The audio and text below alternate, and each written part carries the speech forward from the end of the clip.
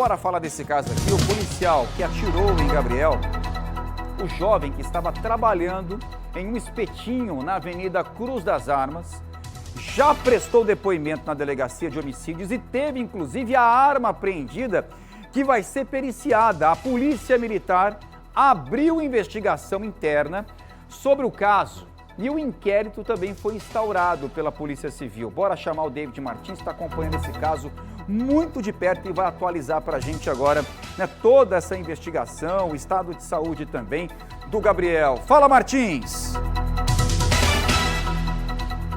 Oi, João. Olha, é um caso realmente bastante complicado. Ontem teve protesto, foi um caos danado ali na região de Cruz das Armas.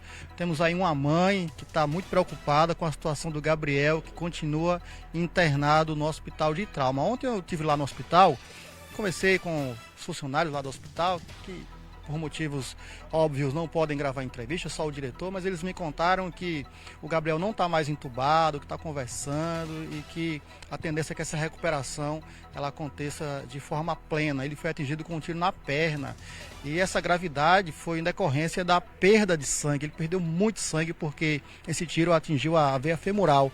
Então foi essa perda de sangue que fez com que ele fosse diagnosticado naquele momento com um quadro de saúde considerado grave, o que hoje acredito que deve mudar. Hoje, nessas próximas horas, esse quadro grave, ele deve mudar para um quadro regular, acredito eu. A mãe dele conversou conosco ontem e falou desse momento de muita apreensão. Vamos ouvir.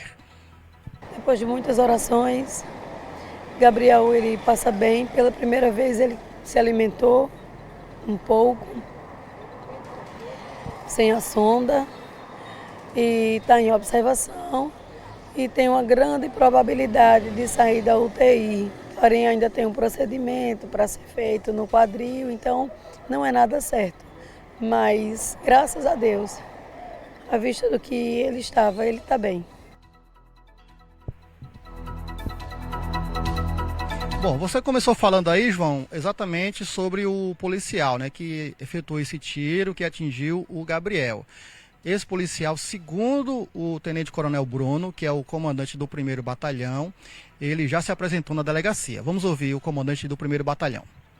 Desde o início, a Polícia Militar, o comando da Polícia Militar vem acompanhando esse fato, certo? Os policiais foram encaminhados até a central de polícia, foram ouvidos pelo delegado de plantão, onde vai ser instaurado um inquérito policial,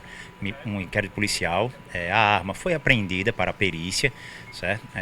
Vai ser concedido a ampla defesa e o contraditório ao policial, ele vai ser ouvido, vai ter o devido processo legal, as testemunhas do fato, as imagens, a versão dele, né? A Polícia Militar também vai instaurar um procedimento administrativo para também entender como ocorreu as motivações desse fato, né? Para chegar aos fatos, né? Às veracidades aí do que aconteceu realmente.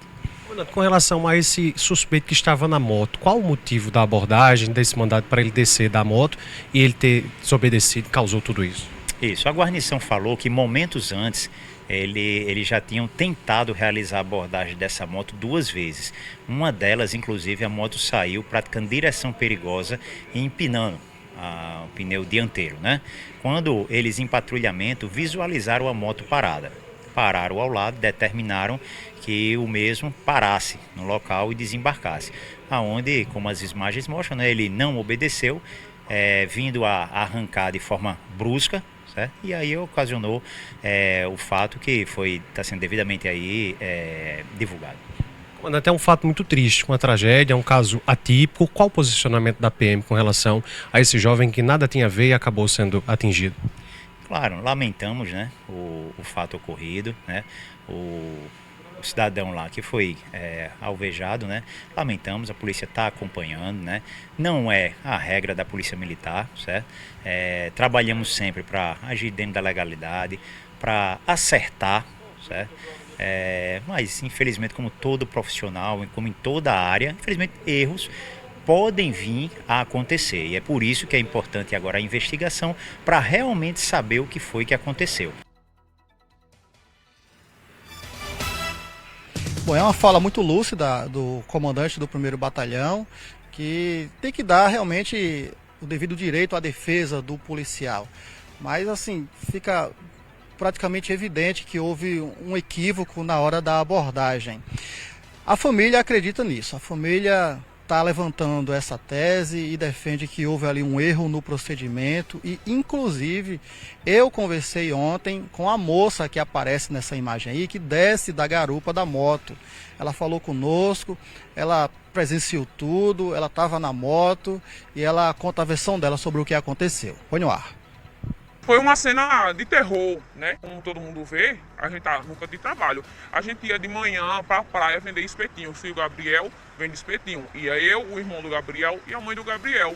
E simplesmente aconteceu isso. Como eu fui buscar minhas coisas pra gente ir de manhã, a gente estava esperando amanhecer pra gente ir, né? Que eu e a mãe dele tinha saído de um trabalho, tinha ido pro espetinho e o Gabriel estava no espetinho tomando de conta só. Até a gente chegar. Quando a gente chegou, aconteceu isso, né? Eu estou muito mal, né, por conhecer a família do Gabriel, conhecer o Gabriel, e não precisava ele fazer isso. A gente não mostrou nenhum risco para ele, então ele simplesmente poderia só abordar. Mas olha o jeito que ele chegou. Qualquer um ficaria com medo, né? E a gente pede muito por justiça pelo Gabriel, e a gente quer justiça pelo Gabriel.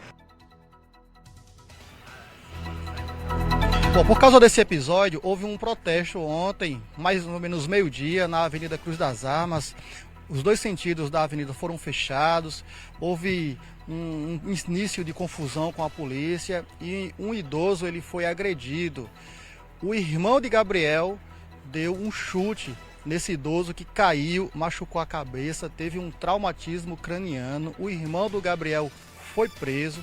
Aqui na delegacia ele chegou a pedir desculpas e esse idoso que foi agredido segue internado no hospital de trauma. De acordo com o que a gente conseguiu colher com a unidade hospitalar, o estado de saúde dele também é grave.